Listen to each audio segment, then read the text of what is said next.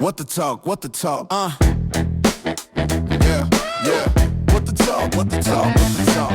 Maybe this is for you or it ain't, but just have fun and hear us out. What the talk? What the talk? What the talk? What the talk? Come right here, let's talk with Vania, Stefan, and Enda. Welcome back. Welcome back. Untuk welcome back. Udah recording? Udah recording. Maaf, saya juga jadi ikut nguap. Gak apa-apa. Udahlah. Jam berapa ya guys? Sekarang ini adalah pukul mati sampai 11. jam gua aja udah tidur. 10.30. 10.24. Ya mau 30 lah. 10.24. Sebenarnya ngantuk. Kalau bertanya pada diri sendiri, niat amat siapa sih yang nonton? Gak tahu gue juga siapa yang nonton. Apa-apalah. Bikin mah bikin aja. Benar. Yang penting niatnya. Lu mau nonton. Nggak usah. Iya. Nonton dong, bego. Jangan ngomongnya jangan gitu bahasanya. Ya. Jangan, nggak bisa. Bodoh. Iya. Jadi hari ini kita ngapain ya? Nggak tahu nih, aduh gila blank banget. Oh, jadi tuh sebenarnya kan kita setelah kita tuh kepinginnya tuh plannya menjadi orang yang efisien gitu kan. Habis kita nge-record topik yang di episode terakhir, terus kita rencananya yaudah yuk bikin stok konten gitu. Terus kita record lagi lah tuh topik yang kedua. Ini kamera gila mati dia, baterainya habis. Jeng jeng jeng. Jadinya kayak gantung banget, mau diedit juga udah nggak ketolong, Shay. Jadi ulang lagi. Jadi ya udahlah, ulang lagi. Gue juga udah lupa topiknya apa. Oh itu yang si Bapak mantan Menteri Nadiem Makarim tuh ya kan. Jadi kita ngomongnya apa sih? Jangan tidur. Melek. Kita tuh kayaknya ngomonginnya tuh adalah seputar pengen ikut-ikutan gitu, ngomongin yang lagi hot gitu. Atau tapi yang kita lagi juga sebenarnya pokok masalahnya juga secara persisnya banget, tahu banget juga enggak gitu. Kita masih awam ya, jadi research juga gitu ya. Iya, sebagai orang Indonesia yang tinggal di luar kayaknya lumayan gitu. Tapi kalau dibandingin sama pengetahuan emang orang-orang Indo yang tinggal di Indo mah ya jauh lah kita mah. Cuman tapi kita boleh dong berkomentar. Karena kan gue juga mengandalkan komen netizen. Iya. Jadi kayak yang aku lihat-lihat sih, the biggest topic out of the whole thing is questioning whether the smart people who have got degree from outside university, high education and all that, you know, is it worth it for them to buat balik ke Indo terus ngebangun bisnis di Indo, terus kayak membantu negara untuk negara Indonesia untuk maju gitu. The whole question is, is it worth it for them seeing this? Kayak sekarang ini dilihat kayak ini contohnya kayak begitu. Itu nggak cuma si Nadiem aja sih, tapi yang lain juga. Iya, soalnya at what cost that kayak orang kita sebagai warga Indonesia yang maksudnya masih merasa ada wibawanya kepada negara kita sendiri gitu loh. Mereka ini maksudnya yang orang-orang ini, mereka merasa they can give back gitu loh, seakan-akan bisa merubah, membuat suatu change lah ya, a positive change masa depan generasi berikutnya, anak-anak muda kecil, anak-anak muda mau yang dari kecil mau yang udah teenager atau segala macam, untuk having like a better life, better future gitu ya. Tapi dengan yang ini semua kayak mereka at what cost gitu loh, their own lives lah gitu loh, kayak their own, not just their own lives ya, maksudnya their whole family juga gitu loh. Soalnya saya also belakangan ini kayaknya sempat juga ada lagi another pengusaha juga dia, tapi I'm not sure dia wira swasta biasa punya his own company. Yang ada dia ngebantuin para petani-petani gitu. Iya, yang divonis 18 ya, 11 gitu. Maksudnya kayak mirip-mirip kan konsepnya, kayak ceritanya tuh kayak yang nasibnya si Pak Nadiem Makarim ini gitu loh, kayak padahal mereka their intention is legit gitu loh, bagus gitu dan baik untuk orang-orang, membantu orang-orang warga biasa gitu yang nggak bisa nggak mampu, dan memberikan suatu a little bit of hope gitu loh in a sense. Tapi yang ada dibalikinnya sama negara ini gitu loh, dengan tuntutan either 11 tahun atau 18 tahun atau 28 tahun gitu loh. Kayak maksudnya jadinya orang-orang, kita sendiri, maksudnya aku sendiri bertanya kayak kok bisa ya gitu loh, kenapa bisa sampai segitu loh, kayak padahal negara kita yang kita mau give back tapi this is how they treat us back gitu loh. Is it? Ya ngerti sih, cuman gimana ya gue komennya ya, it depends, karena banyak perspektifnya, banyak sudut pandang. Kalau kita balik lagi ke pertanyaan, worth it nggak?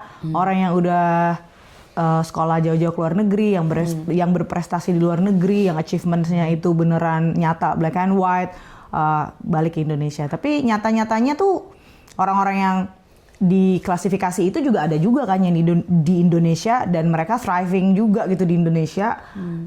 Maybe as long as mereka nggak deket-deket sama circle government ini, ringnya government ini, atau mereka punya network yang menguntungkan mereka, bisa aman-aman aja gitu di sekitaran orang government ini gitu kan.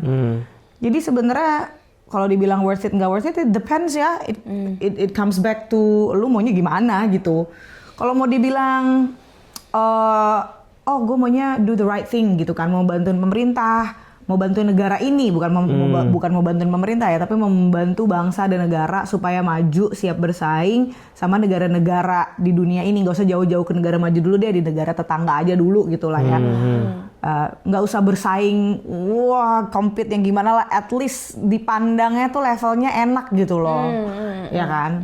Iya. Tapi kalau kita cuman konteksnya di worth it nggak sih balik ke Indo, ini gue nggak ngomongin soal prestasi ya, bukan nggak ngomongin soal prestasi, nggak ngomongin soal ngebantuin negara terus dihianati negara, nggak ngomong itu ya. Konteks yang gue bicarain ini adalah sukses, lebih sukses di kayak di luar apa di Indo gitu ya. Itu sih gue punya prinsip sendiri.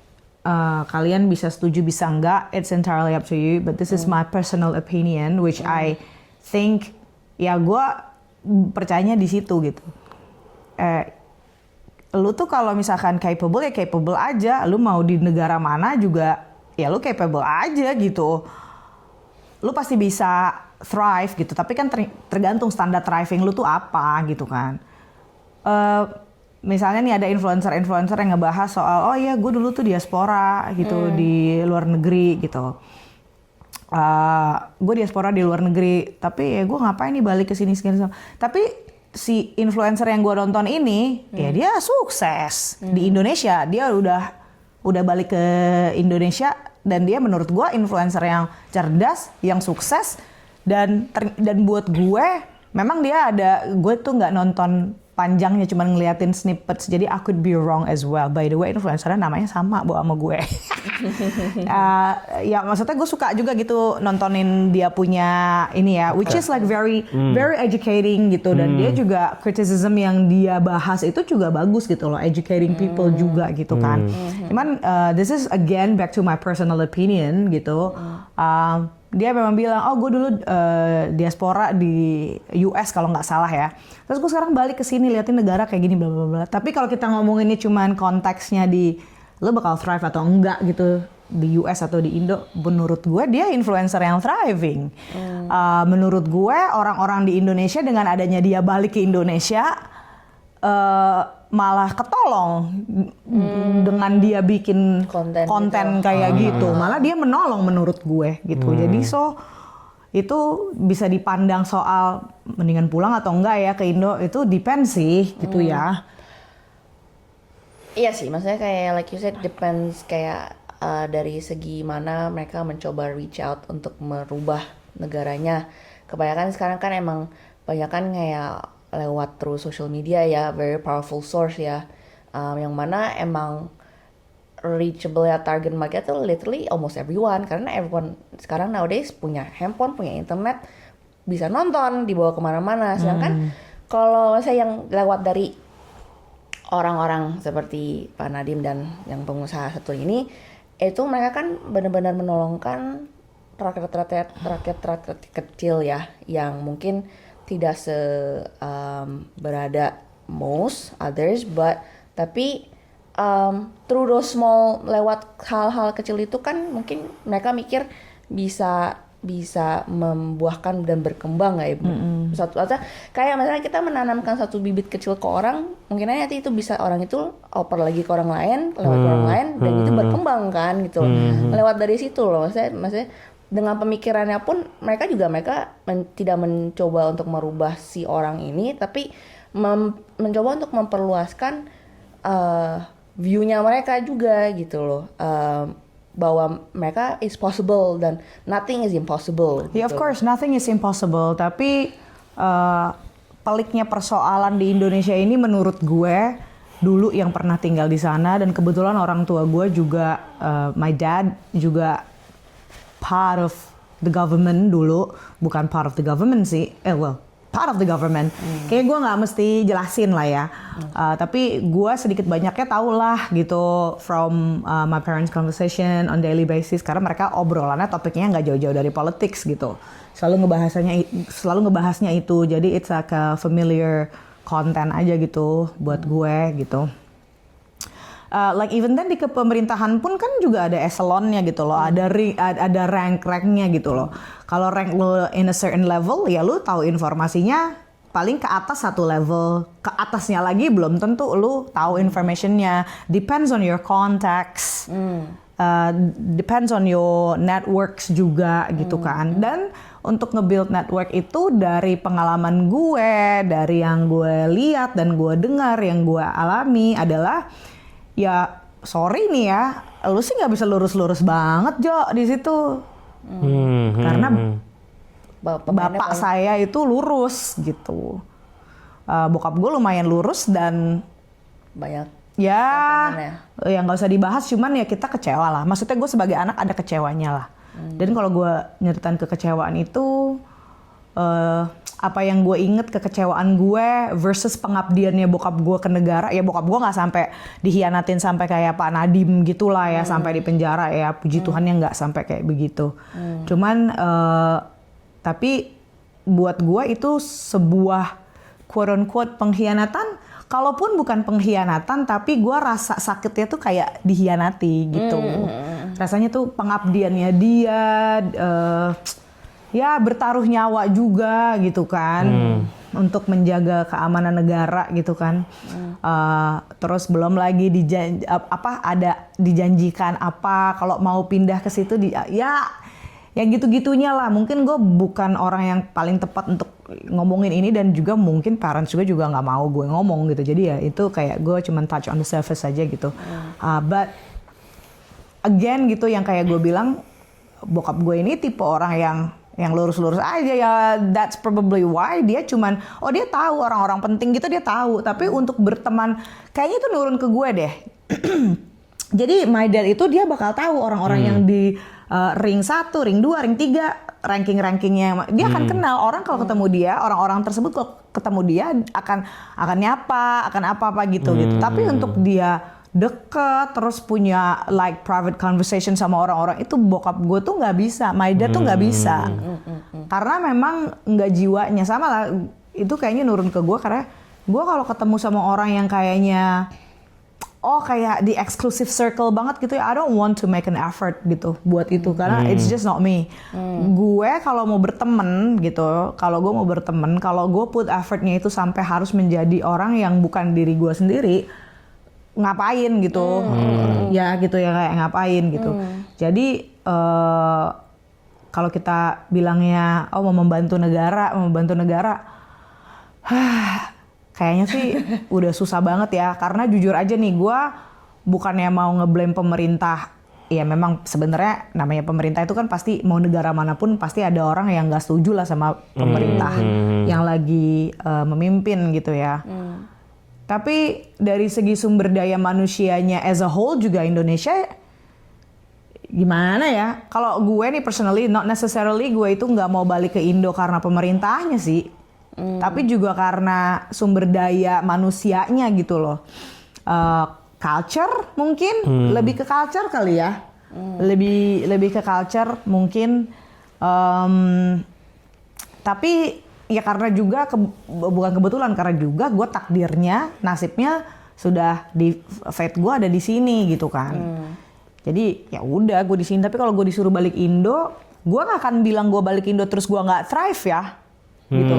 Gue pasti akan tetap berusaha di mana di bumi dipijak, di situ langit dijinjing, dan gue ya mau gue ditaruh di mana juga gue harus bisa thrive gitu. Makanya kalau soal balik gak nih ke Indonesia, di luar negeri akan lebih menguntungkan daripada di Indo begini, lu kan nggak tahu struggle-nya government negara lain tuh gimana. Lu pikir di Australia ini rakyatnya happy aja nih sama labor, emang happy aja nih sama si Albo gitu. Berantem juga gitu. Semua negara tuh sama. Lu tuh kan ngelihat negara ini enak, negara itu enak. Ya lu kan karena berusaha ngebandinginnya tuh apple to apple. Semuanya tuh ada hardnya gitu loh. Lu bisa mengalami, bagi yang mayoritas di Indonesia biasanya ngerasisin yang minoritas, lu ke negara lain lu juga bakal ada aja yang gitu yang rasis sama lu gitu. So pindah hard, tinggal di Indo hard. Untuk lu thrive di negara lain tuh ya, untuk mulai from scratch ya, kayak back to square one. Let's say it's the other way around ya, lu udah thrive di Indo, terus lu kayak had enough gitu, terus lu mau pindah ke negara lain, lu juga bakalan start from zero gitu loh. Dan kalau seandainya lu start from zero terus lu bisa achieve, itu bukan karena negaranya, itu karena lu. Kayak sebenarnya nih pas I ngomong kayak gini, I kepikirannya sama temen you. Temen you yang pernah rent my property. Dia udah achieve kan, udah thriving kan di Jakarta kan, terus dia mungkin pindah ke sini untuk kehidupan yang lebih baik dari skala, I don't know, maybe work life balance probably gitu. Untuk keluarganya lebih better. Untuk anaknya apa segala macam gitu, terus dia pindah ke sini gitu kan, dia pindah ke sini, mulai dari awal kan dia posisinya lumayan tinggi di Jakarta. Dia ke sini kan nggak transfer posisi, dia mulai dari awal bukan? Tengah lah, agak turun tengah, ya. Iya, tapi bukan nggak sama gitu kan. Ya dia mulai lagi. Sekarang udah itu yang bikin apa? Bukan Australia yang bikin. Orangnya sendiri. Iya. Iya gitu loh. Jadi kayak sebelum lu blame negara lu, kecuali nih ya, lu udah segala macam tapi lu tetap nggak ini gitu. Gue mungkin kalau ngomong kayak gini bisa dihujat gitu ya. Cuman bukan, ini sih pikiran gue doang ya, yang kayaknya gue pengen voice out. Lagian juga siapa juga yang nonton. Lu nonton nggak? Kalau lu nggak nonton, kalau nonton baru, ya kan? Kayak waktu itu pernah lah, Aing ngelihat orang-orang yang sudah pendidikan S1 tapi ngojek. Itulah kalau di Indonesia pendidikan S1, lu pikir di sini nggak ada yang kayak gitu? Lu pikir di sini nggak ada yang kayak gitu? Lu sarjana terus kerjanya retail, di food retail, kerja di McD, kerja di Subway. Cuman memang kerja di situ ya udah gini, memang gajinya besar, tapi tetep lah di mana-mana, di negara-negara mana tuh sama aja. Lu kerja food retail itu kan lu kan casual ya. Dibanding lu kerja office, ya pasti ya kerja office lah yang lebih stabil, gitu loh. Memang lu jadi cleaner, jadi janitor di sini mungkin gaji lu gede dibandingin kalau lu compare apple to apple jadi janitor di Indo gitu kan. Tapi tetaplah secara ranking, ya klasifikasi pekerjaannya bagusan yang di kantor lah, gitu kan. Ada aja yang S1 kerjanya di McD sampai lama, ada kok, temen gue juga ada gitu kan. Dan sekarang ini S1 jadi ojek, ya lihat dulu lah transkripnya. Lihat transkrip dulu, lihat alma maternya apa, akreditasi alma maternya gitu. Terus transkripnya kayak gimana, akademik transkripnya kayak gimana. Karena jujur aja ada aja kan orang yang punya degree tuh ya asal lulus aja gitu kan. Ya I don't know, gue sih terang-terangan aja gitu. Ada aja orang yang S1, bukan berarti S1 itu segala-galanya terus lu langsung lu berhak dapat ini itu enggak juga. It comes down to your talent, your quality. Terus lu punya kayak work ethic gitu ya, etos kerja. Sama your drive gitu. Lu tuh motivated enggak gitu. Individually tuh kayak ada motivasi, maksudnya easily motivated enggak gitu buat maju, buat bertumbuh gitu loh. Degree is nothing, tapi bisa membantu gitu ya kan, bisa membantu. It's not, ya Ya gitu, itu udah kayak ayam sama telur sih, gue malas ngebahasnya. Tapi intinya ya itu. Tapi kalau misalkan back to pemerintahan, well, Sadly to say ya, yang kamu bilang dengan mindset mau maju atau enggak ya, negara Indonesia nggak mau maju. Karena dari komentar si Nadiem sebelum dia jadi menteri pun dia bilang katanya like the education di Indonesia education system Indonesia tuh udah lama sekali dan dia tuh pingin buat breakthrough di mana breakthrough itu bakal create a shock change di education system di Indonesia yang dimana itu bakal membuat maju gitu kan. Pokoknya edukasi di Indonesia sistemnya itu udah kayak dari tahun jebot udah lama lah gitu kan. Dan si Nadiem sendiri itu mau membuat negara Upgrade.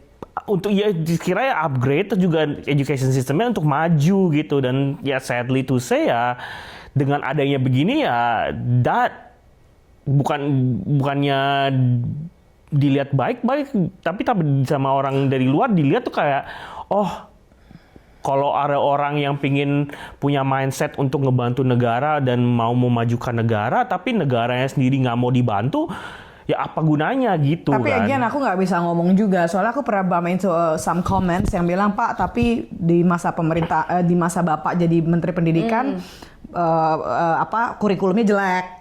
Iya. Gue nggak tahu, gue waktu itu baca itu netizennya benar atau enggak, gue nggak tahu. Jadi gue juga I can't really 100% say apa di ini. Kita nggak ngomongin soal Chromebook ya, kita ngomongin soal yang kamu bilang dia education system. Iya, pengen membenahi education system gitu. Cuman ada beberapa komen yang maksudnya pada saat aku baca komen itu kan aku juga nggak mungkin, walaupun mayoritas itu ngebelain beliau gitu, tapi gue juga harus take into account ada komen-komen yang cerdas juga ya, komen-komen yang oppose tapi cerdas, bukan yang nyinyir cuman bisanya maki-maki, enggak. Tapi ada beberapa I bumped into a couple of comments gitu yang bilang, Pak, tapi sorry Pak, di masa jabatan Bapak pendidikan Indonesia juga ngawur, kurikulumnya tuh nggak jelas kayak gitu. Aku sempet kan bingung sama my niece, my nephew punya pelajaran gitu. Yeah. Tapi aku nggak tahu, itu aku lupa. Itu tahun berapa ya? I can't even remember. Tapi aku inget banget nanya gitu. Rara, di sekolah belajarnya apa? Berarti belajar ini, apaan tuh anti? Nggak tahu gitu loh. Terus kayak ada beberapa pelajaran yang menurut gue kayaknya harus tetap dipelajari. I get it. Gue dulu waktu SMP, SMA, pokoknya selama sekolah itu pelajaran kebanyakan banget. Iya, gue ngerti gitu. Cuman kalau sampai kayak basic-basic yang gue dulu tahu, dia nggak tahu gitu di zaman sekarang ini, kayak wah miris juga gitu. Tapi gue nggak tahu itu tuh masa jabatannya siapa gitu. Apakah Pak Nadiem ataukah yang sebelumnya juga siapa, gue nggak tahu ya kan. Apa Pak Anies ya kali ya, nggak tahu gue. Mohon maaf gue juga nggak tahu. I mean, ya kan? like just to say, let's just assume that it is his di dalam jabatannya dia gitu kan. Tapi ya kita akui dia ya nggak perfect lah gitu kan, pasti ada lah flow-nya atau apa gitu kan. Tapi ya the mindset yang dia punya ya dia mau membuat negara ini maju, mau bantu negara untuk maju. Ya mungkin ada juga yang nggak siap kali untuk maju. Tapi untuk kamu yang kemarin tadi ngomong kayak example kalau misalkan bisnis di Indonesia apa thrive, terus apa di luar apa thrive juga gitu-gitu. Like 2 days ago aku ngelihat kayak reels di mana orang ini maksudnya kayaknya she's a influencer nge-interview business owner yang tadinya dia tuh mau buka bisnis di Indonesia tapi pokoknya nggak jadi. Terus dia pindah ke US. Sekarang ini usahanya dia itu dipakai Google, dipakai Nvidia gitu-gitu kan. I forgot what the business is gitu kan. Tapi ditanya kayak kenapa bisnis lu sekarang di Amerika tuh jalan tapi di Indonesia nggak jalan. Terus dia cuma bisa memberikan satu katanya, yaitu birokrasinya di Indo tuh terlalu banyak dan terlalu belit-belit gitu. Sementara di US tuh kayak as long as you have the right kayak paperworknya atau apa gitu, they they let you do your business gitu kan. Tapi kalau di Indo dia bilang katanya dengan birokrasi begini, it's hard dia bilang. And again, pastilah ada hardnya. Kalau misalkan karena memang masih ada budaya korup juga, I don't know. Iya. Maybe ya masih ada budaya korup. Ya mungkin orang itu mau ngikutin prosedurnya tanpa melobi-lobi. Kalau seandainya duit yang berbicara mah cepet-cepet aja juga gitu loh. Sekarang depends. Terus bikin bisnis di luar negeri seperti di US atau di Aussie emangnya gampang juga nggak juga kan? Taxnya gede. Terus kayak apalagi insurance buat workersnya juga work compensationnya apa segala macam juga ribet. Jadi semua itu ada susahnya. Pick your heart gitu.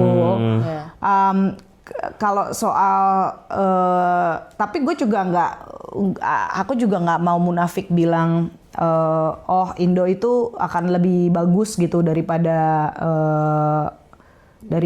luar. Ya again ya, bukannya kita mau compare gimana, tapi kayak it's just sad kayak orang yang emang punya mindset mulia untuk membantu negara, jadinya tuh kayak begini gitu aja gitu. Ya aku juga nggak tahu sih dia tuh sebenarnya kayak piece of siapa. Iya, that's it. Gitu. Maksudnya ya, there's ya kalau mau dibilang, kalau mau di dig lebih deep lagi ya udah pasti dia pasti nyenggol seseorang. Either dia nyenggol seseorang atau dia dijadiin black sheep karena tapi ya well we don't know ya, kadang-kadang orang got picked jadi black sheep. Cap cip cup. Ya bukan black sheep, apa sih, scapegoat, kenapa Ya, jadi black? Iya, scapegoat. Kambing hitam kan. Scapegoat. Asral lah. Kambing lari. Ya pokoknya orang maksudnya Cap cip cup lah ya. kayak lu tuh mau when someone is targeted to become a scapegoat, I think there are some criteria juga gitu kan. Ada yang kriterianya karena dia piss somebody off gitu, atau karena dia ya nggak kenapa-napa, karena dia lemah aja gitu, gampang nih kalau yang ini di pissed off, kalau yang ini di kambing hitamin gampang, nggak banyak lawan, atau nggak kuat backingannya, ada juga gitu kan. Ya gue nggak tahu, gue kan juga kebanyakan nonton film-film gitu ya kan. Film-film itu kan nggak mungkin, film-film Amerika itu kan ya nggak mungkin dia sutradara hebat banget gitu ya, kok bisa begitu, pasti ada storyline-nya gitu ya. pasti ada insider nggak sih gitu ya. Ya anyway, ya begitulah Dari kita lah ya. dari kita, begitulah soal ini.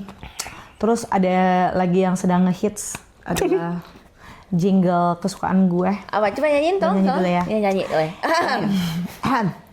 MBG Mas Bahlil ganteng, buah apa yang paling manis? Buah lil. Tambah ganteng aja my little bolu ketan. Itu siapa sih? Yang ciptain siapa sih itu lagu? AI yang bikin. Oh, hebat juga tuh. Tapi Liriknya? buat ya AI, orang bikin pakai AI. Ya lirik nggak tahu lah dia ngapain gitu kan. Ya paling di type lah kayak buat create a song gitu-gitu. Itu Bualil tuh siapa sih? Bualil tuh siapa sih? Bahlil. Iya tuh siapa sih? Menteri deh. Menteri apa dia? Nggak tahu, Menteri coba, MBG. coba. Mungkin. Nih handphone di sini belakang nih. Nih mama. Coba, Menteri MBG. Siapakah Bahlil? Kan emang gara-gara MBG ini mereka sampai form khusus apa? Namanya Bahlil Lahadalia. Jujur. Nih, Minister for Energy and Mineral Resources of Republic of Indonesia. Menteri energi gitulah. Bukan berdaya ya? Jadi Enggak, dobrakan, pokoknya gitu, udah. dobrakan apa yang dia lakukan supaya sampai dibuat lagu jingle kayak gitu? Mendobrak emosi rakyat Indonesia yang nggak tahu. dengan apa komentar apa atau apa yang dilakukan? Udah sebenarnya sih aku ngeliat komentar-komentar yang lumayan tidak positif tentang orang ini udah dari lahir lama. lah, kayak misalkan nih ada yang pergi ke luar negeri kemana gitu, terus ada graffiti suka ada kan gitu, kayak di landmark gitu kayak boleh tanda tangan, oh Indah is here gitu ya, Indah was here gitu ya. Nah ini orang ini tuh kayak dari sekian banyak tulisan-tulisan dari seluruh dunia ada tiba-tiba Bahlil gitu. Demi apa? Ini udah disensor tenang. Iya. Serius? Nih, coba ya. Graffiti, gue kasih lihat aja lu. Graffiti luar negeri. Kayak Gue nggak tahu itu AI atau enggak ya. Cuman wow, itu dia terkenal banget. Tapi terus apa lagi selain itu apa? Karena Gue taunya cuma itu tuh, lihat tuh. Apa tuh? Bahlil kok. Itu kenapa gue. sih? Jadi kenapa? Di Sydney, Bo, di Sydney. tapi apa ya maksudnya ya? Ya why dia can you dibuat explain jingle a tuh little kenapa? bit? Gak tahu kenapa netizen Enggak. Nggak tahu sih sebenarnya. Aku juga sempat kayak sindiran tentang MBG ini kayak soalnya sempat ngeliat kan makan apa sih yang bergizi gratis ya? makanan bergizi gratis. Kalau gue nih mau fair ya, menurut aku tuh programnya nggak jelek. Enggak ya. Cuman mungkin koordinatornya yang mengkoordinasi dapur mana yang dipakai, yang ngurusin dapurnya, yang masaknya, ya yang ngurusinnya lah itu yang Agak-agak dipertanyakan ya. iya itunya yang kagak bener gitu. Dan juga nggak tahu lah bapak negara kita itu kan mungkin sibuk gitu kan, sibuk dia mau ke Prancis. Sibuk suruh belajar Prancis. Iya kan mungkin lagi sibuk. Si buble. Kan juga apa namanya kan pengawalnya juga denger nih, pengawalnya yang ganteng itu denger ada pejabat-pejabat yang juga lumayan frustrated lah gitu karena terlalu dipersulit gitu mau ketemu sama Bapak Giant. Maksud gua Bapak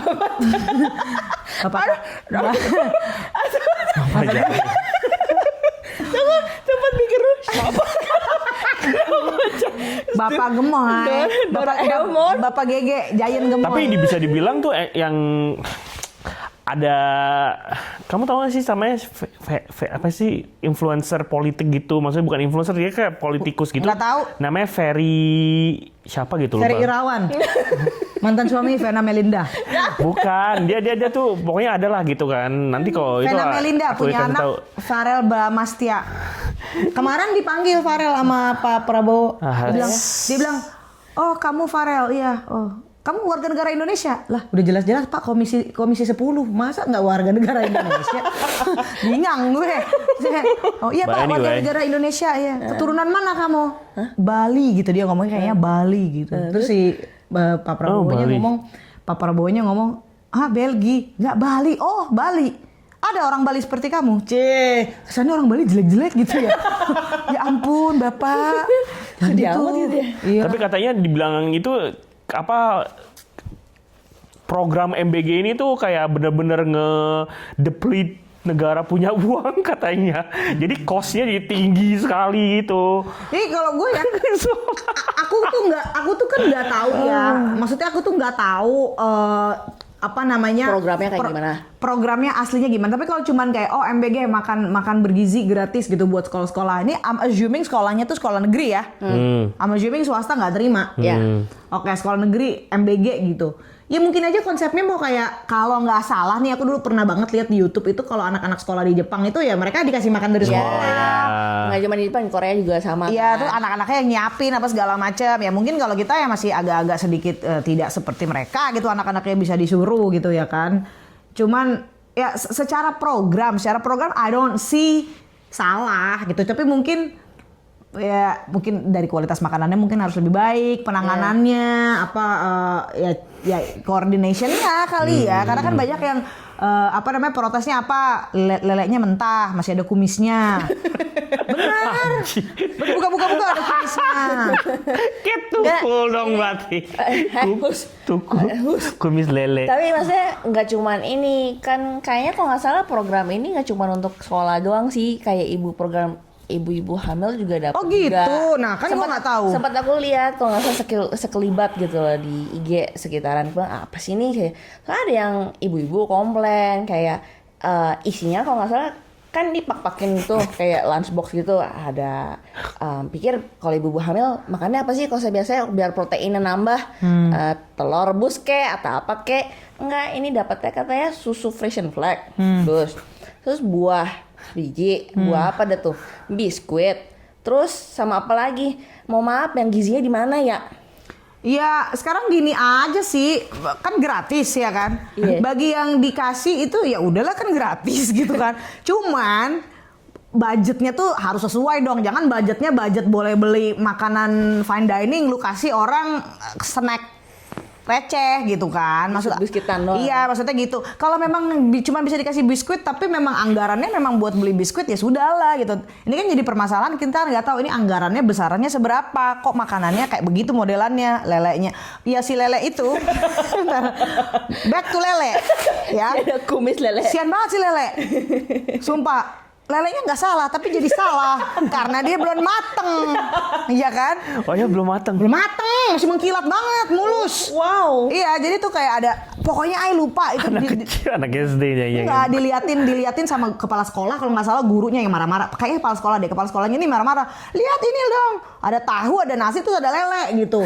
Nah lelenya ini mentah gitu kan. Nah terus kalau nggak salah nih comebacknya dari representatifnya pemerintah adalah itu memang kita ada kasih yang mentahnya supaya bisa digoreng sama ininya, digoreng sama defendnya kayak gitu. Iya, defendnya gitu, digoreng di rumah. Lah, ikan Pak, lu kagak kasih cooler gitu kan, masih mentah gitu, berjam-jam di luar. Basi. Lah, di Indo masalahnya kan humid, yang ada pas emaknya buka keluar belatung gitu ya kan. Ampun. Ya itu gitu. Maksudnya kalau udah Food and safety lah ya. Iya, itunya nggak ada. Nah, itulah yang menjalankan programnya itu. Lu nge-state programnya sih kan ya nggak lebih gampang nge-state programnya yang bagus gini-gini, tapi kan ngejalaninnya itu dan kontrol ke bawahnya itu kurang. Betul. Ya kan? Itu ya again kayak bilang nih misalkan oke, makan bergizi gratis. Dikasihnya misalkan nasi sama telur sama sambal terasi udah gitu ya kan. Ya gue sih namanya gratis sih nggak apa-apa kalau gue. Iya, cuman yang jadi persoalan adalah budget yang diturunin itu anggarannya bener nggak buat makanan sekelas nasi telur sama sambal terasi. Iya. Jangan lu nanti ternyata steak fiesta punya itu anggaran steak fiesta. Terus lu kasih gue nasi apa tuh Sambal terasi. Telur sama terasi. Iya, jangan gitu kan gitu. Yang jadi benar. bagian oposisi itu kan harus nge-scan yang itu gitu kan. Nah, kalau you bilang anggarannya tinggi, kalau anggarannya tinggi tapi makanannya kayak begitu, ya Salah. ya. Ya soalnya kan dibilang dulu previously spending cost negara tuh kayak cuma kasar 5-6% gitu, sekarang sampai 21%. Nah itu yang mesti Gara-gara itu yang direvisi, yang mesti ya. dipertanyakan itu duitnya kemana gitu mengalirnya, karena fakta di lapangan itu kayaknya seperti. makanannya dibilang misalkan kalau gue ngomong nasi sambal terasi sama telur, ya telur bergizi lah. Protein. Iya, Kan? iya. Telur kan ada protein Nasi gitu kan. carbs kan. Iya, nasi, carbs, apa-apa. Again, intinya gratis, Iya. ya kan? Iya. Nah, kalau gratis ya udah. Tapi kalau buat gua ya, kalau buat gua pribadi ya, gua kalau dikasih makanan gratis ya udah dikasih makanan. Ya terima. Masa gua mau protes dikasih gratis? Iya. Kecuali nih gua beli gitu ya kan. Terus gua dikasih lele mentah gitu. Tuh gua kesel gitu. Nah, kalau gratis ya udah loh. Iya, misalnya kalau saya you dapat, dia anggapnya kayak nih aku kasih you 5 juta atau berapa, you terserah mau masak apaan dan bikin. Nah, Sorry, motong. Kayak di sini nih, belum klaim lagi. Dikasih lagi school support katanya untuk Karena primary school. inflation. Iya, jadi sekitar $100 per anak. $100 tuh 1 juta lah gitu. Gue punya anak 3 gitu ya kan. Ini semua student ya, regardless dari sekolah public atau sekolah private gitu ya kan. Dikasihnya $300 gitu ya kan. lumayan. Ya sekarang ini sekolah anak gue, wah nggak usah ditanya lah berapa itu setahunnya bertiga ya, agak-agak mau pening gitu ya kan. 300 itu kayak cuma gitu, kayak $300 itu puihnya gitu ya kan, apa gitu ya kan, Tapi buat ngeprint doang kayaknya. Ya. Tapi masih oke dapet. Tapi karena gratis ya mau ngapain, gue nggak protes lah. Terus gue bilang, alah cuma 300, enggak lah ya bersyukur lah gitu. Tetap mungkin bilangnya bukan school support kali ya, bilangnya cuman ya jajan anak lu gitu, jajan anak gua ya boleh gitu. Gua nganggapnya juga kayak jadi jajan untuk anak-anak gitu. Karena memang uang $300 itu akan gua alokasikan untuk lunch order anak-anak gitu. Ya, ini ya gagasan negara, jadi kita nggak bisa ngomong apa-apa anyway ya. Iya, jadi kayak mungkin banyak juga loh orang-orang yang soal yang school support ini yang $100 per anak itu juga kayak ala apaan tuh gini-gini. Oke, kalau kita dari secara mau mikir bukan mikir logika, kalau anak yang sekolahnya di public mereka kan nggak bayar tuition gitu, dikasih 300 ya lumayan dong, ya kan. Nah maksudnya kalau kita mau nyinyir gitu ya, kalau gue mau nyinyir gitu kirim anak ke private school yang biayanya lumayan 300 itu ya nggak ada, tenggelam lah gitu ya, nggak kelihatan gitu kan. Itu kalau dari sisi lu nggak tahu dirinya, tapi sayangnya Kita gua tahu diri gitu ya kan. Beruntungnya tuh gua tahu diri. Dikasih gitu ya udahlah, asik lah nanti flexi school account-nya anak-anak, gue nggak perlu keluarin duit dari kantong gue pakai duit dari pemerintah. Lumayan lah $300 mereka bisa jajan bertiga tuh 300 bisa ya mau sebulan lah jajan ya kan. Ya buat di kantin kan makanan pas $10, 14 kayak gitu-gitu. Kadang-kadang juga kita packing lunch gitu kan, nggak selalu kepake, terserah anak-anak gitu kan. Ya gitu loh. Kalau udah dikasih gratis ya udah sih kalau. Tapi aku pernah dengar lagi juga. Apa? Itu dipaksa ya harus ya makan MBG ya. Jadi kayak kantin-kantin sekolah tuh udah nggak ada lagi denger gosip-gosipnya. Nggak tahu sih. Nggak tahu, I don't know. Di gagasan MBG ini aku jujur nggak tahu. Kalau itu. Maksudnya nggak terlalu. Baik lagi tadi. Jadi gimana tuh? Bahlil. Iya, dia apa yang membuat netizen Coba. benci sama dia? Baca ya. Ketidaksukaan atau kritik dari netizen terhadap Bahlil Lahadalia umumnya dipicu oleh berbagai faktor, mulai dari dinamika kebijakan yang kontroversial, gaya komunikasi yang dianggap sering memancing perdebatan, hingga maraknya misinformasi di media sosial. Apa sih emang coba gaya komunikasi? Di media sosial, gaya bicara Bahlil kadang menjadi sasaran kritik. Beberapa pernyataannya mengenai aktivisme dan kemiskinan sering dipotong atau dijadikan bahan diskusi dan meme oleh warganet. Ya tapi apa? Gue nggak ngerti beneran gue secara personal, jadi makanya gue nggak terlalu bisa ngejudge bapak ini karena gue juga nggak tahu. Cuman sukanya lagunya. Gue cuma suka lagunya. Jinglenya. MBG Mas Bahlil ganteng gitu kan.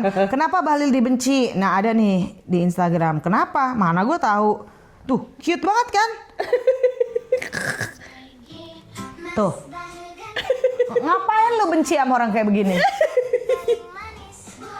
Tuh. Kan? Tuh. Nggak ngerti. Apa sih? Kenapa sih Mas Bahlil Anda tuh Kanda? Kanda kenapa Kanda? Kanda. Kenapa Kanda dibenci Kanda apa? oleh Wakanda. Kagak, Kakanda. Oh. Capek lu ya. Oh maaf. Karena tuh ada dia punya tagline gitu. Hei Dinda, Kanda suka gaya Dinda punya gaya, something like that gitu. Terus jadilah diplesetin jadi meme. Jadi dia Kanda. Makanya gue mau tanya Kanda, kenapa Dinda itu nggak suka sama Kanda? Coba jelasin Kanda. Bahlil sebut isi bensin 50 liter sehari cukup untuk mobil. Saya mantan sopir angkot. Jadi gue nggak tahu ini bener atau enggak juga. Gue nggak ngeliatin macam. Gara-gara Bahlil nyuruh ibu-ibu ini ayah tahu nih. Gara-gara Bahlil nyuruh ibu-ibu matiin kompor kalau masakan mateng. Oh, iya. Jadi pada males matiin kompor. Iya. Ya itu. Sempat dengar itu.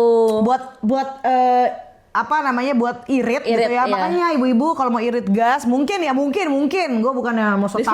Disclaimer Ya mungkin ini kan parodi gue sendiri ya. Mungkin ibu-ibu kalau mau ngirit bensin. Kalau mau ngirit gas atau segala macam, makanya kalau misalkan masak itu kalau udah mateng matiin. Ya dikira dia mungkin itu ibu-ibu habis masakannya mateng dinyalain 3 hari kemudian sama 3 hari ke depan. Mungkin istrinya masaknya begitu di rumah gitu biar bumbunya medok banget gitu ya. Jadi kan? komentar gitu yang kayak menyentil kayak nggak masuk akal, kayak ya iyalah masak udah mateng ya matiin lah. Nah ini dia nih. Mungkin dia masaknya begini di rumah. Apa tuh? Masakan apa? Kentang. Mungkin di rumahnya Pak Bahlil orang-orang jadi berpikir begitu. Oh mungkin dia selama ini masak begini gitu. Goblok. Bukan dia. Mungkin dia kira. Kan dia Itu mah rasa burnt, dia kan sugesti itu. Bukan sugesti. Dia mungkin merasa di rumah dia doang masakan itu mateng dimatiin. Mungkin dia pikir warga Indonesia itu kurang nyampe mungkin gitu. Nggak dimatiin gitu ya kompornya? Jadi nggak dimatiin. Mungkin dia pikir abis lu masak mateng gitu kompornya tetap nyala 3 hari gitu di pikiran dia. Makanya gas cepet habis. Nah mungkin. Apalagi sih ya? nggak tahu lagi nih apa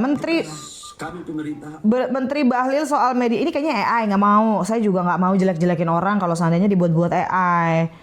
Cari yang ya. Ini apa nih? terpercaya aja. Jerian. Jangan. Nggak tahu nih nggak ada lagi. Kenapa sih Bahlil Lahadalia ungkap pernah diremehkan saat maju ke Maju ketum HIPMI, katanya harus ganteng, saya jelek. Lah, kalau itu antara jelek dan ganteng, udahlah gue nggak usah. Lah, ya udahlah, Mas Balil kan udah ada lagunya, jadi percaya aja lah Mas Balil ganteng. Nggak usah dilanjutkan. Iya, nggak usah dilanjutin. Apalagi Ini nih, apa? nih bikin gue dihujat orang nih baca ginian. Udah jangan udah. Auto pada kabar baik, Bahlil akan berantas mafia tambang. Kabar buruk, yang ngomong Bahlil. Nah, kayak gini-gini nih. Agak-agak That's hilarious. Iya kan? agak-agak salah ya. Jadi gue juga nggak ngerti. Nah, terus komennya positif, Apa? senyumannya imut banget. Itu kabarnya nggak ada yang baik, bos. Kabar buruk semua itu, katanya. Apakah aku harus percaya omongan pria ini? Wah, nggak tahu. Dinda diomongin apa Makanda? Ya itulah maksudnya kayak again kayak gitu kayak mau berantas gitu. Tapi kalau misalkan hasilnya juga nggak ada gitu, you know? Berarti dia tunggu saran, maaf ya saya punten agak-agak saya tak paham dengan Pak Bahlil ini. Jadi lagunya dia itu nggak sama ada sangkut pautnya dengan si makan Nggak ada. Nggak ada. MBG kan Mas Bahlil ganteng. Emang pas aja ya gitu. Iya. Nggak ada urusan MBG. Nggak ada urusan kayak gitu. Dia dibikinin lagu kayak gitu ya lagu-lagu sarkas. Iya. Udah ngantuk nanti gue kepikiran Bahlil mulu. Ntar tidur Bahlil yang Mukanya ntar itu kayak yang kemarin. iya, terus dia nyanyian lirik akhirnya My Little Bolu Ketan. Mana gue demen lagi sama Bolu Ketan. Kalau bolu ketan. Mungkin itu. Soalnya complexion. MBG kali Bukan. My Bolu. Enggak. Enggak ya. Gue rasa kan ada complexionnya.